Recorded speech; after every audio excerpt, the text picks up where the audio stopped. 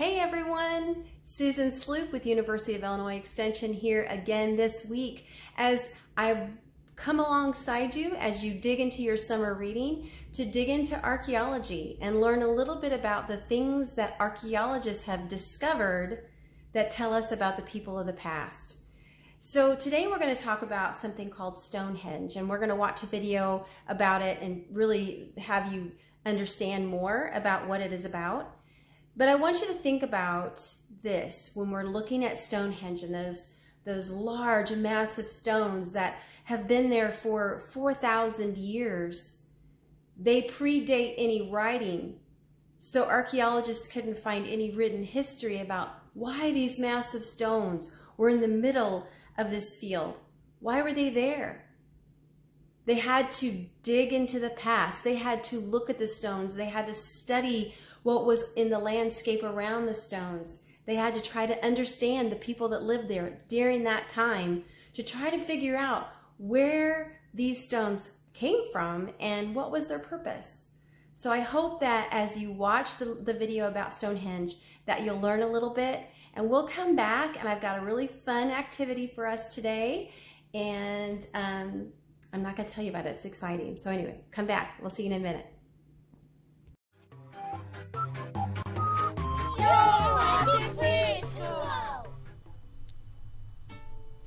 Deep in the heart of England, by the side of a road, stands a massive stone monument that has mystified visitors for millennia. It is called Stonehenge, and it is an ancient stone circle, older than the pyramids of Giza. What little is known about its history has been pieced together by archaeologists, because it is so old that there is no written record of its construction or of its original purpose. Stonehenge is probably between 4,000 and 5,000 years old, and its construction was spread across hundreds or even thousands of years. It was used, among other things, as a place of burial. Some think it may also have been used as a calendar, or as a place to study the movements of the stars and worship the sun and moon. Although we may never know exactly why Stonehenge was built, most believe it was used for religious ceremonies. The earliest versions of Stonehenge were made of earthworks and ditches dug with tools made of antlers.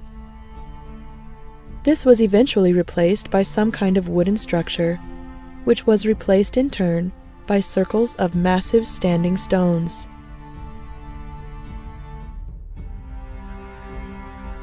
The stones at Stonehenge were brought there over a period of several hundred years. The largest stones, called sarsens, measure up to 30 feet or 9 meters tall, and weigh an average of 25 tons. These stones were probably transported 20 miles or 32 kilometers to Stonehenge. Some of the smaller stones, called blue stones, are believed to have been brought from Wales, more than 140 miles or 225 kilometers away. Although they are smaller than the massive sarsens, the blue stones still weigh an average of 4 tons each, and archaeologists are baffled as to how they were transported so far without modern technology, or even the wheel. Some people think the stones were rolled on tree trunks, or dragged in huge baskets pulled by oxen. Others believe they were moved by boat, with the help of the nearby river Avon.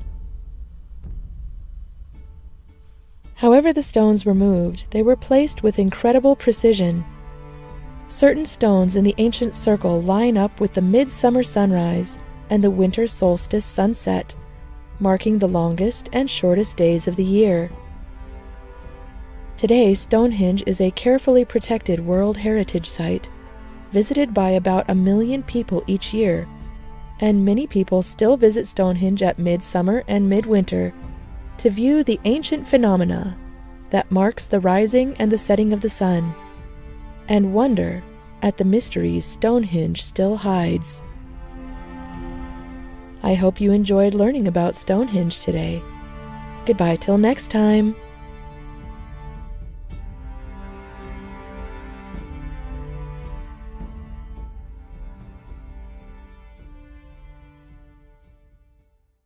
All right, welcome back. I hope you learned a lot about Stonehenge. I know I did. It's a fascinating place, and maybe one day you can go and visit Stonehenge in England and see what it looks like in person.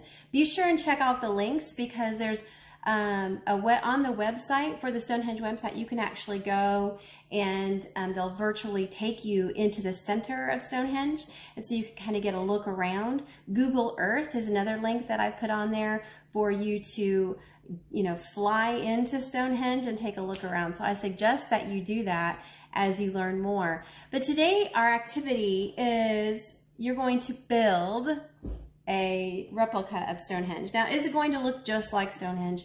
No. But let's think about what could you use your imagination. How creative can you be, and what can you use to recreate what Stonehenge looked like? Well, I might think about using something like, these are just dominoes. I mean, I could recreate the Stonehenges. I could put the Stonehenge. I could recreate what Stonehenge looks like using these. I could make the circle. But what fun is that? I'm going to challenge you to be creative, but I also have another rule. And the other stipulation is it has to be edible. You have to be able to eat your Stonehenge. Now, I'm not saying that you will, because after you have put all the pieces together and created your Stonehenge, maybe after you've touched it, you don't want to eat it, but you could, if you wanted to. So my Stonehenge is going to start with a nice circular plate, because we know that Stonehenge, there was a circle around it, and it is a circular pattern. So will my Stonehenge look like Stonehenge? I don't know, we'll see. But let me show you what I'm going to use. I was so excited about this because I really had to think, what am I going to make Stonehenge out of that is pretty easy to use? I mean, I could use Play-Doh. I could make Play-Doh. I could use rocks. I've got blocks. I could build them out of blocks. And you can do all those things. But the challenge is to make it edible, make it something you can eat.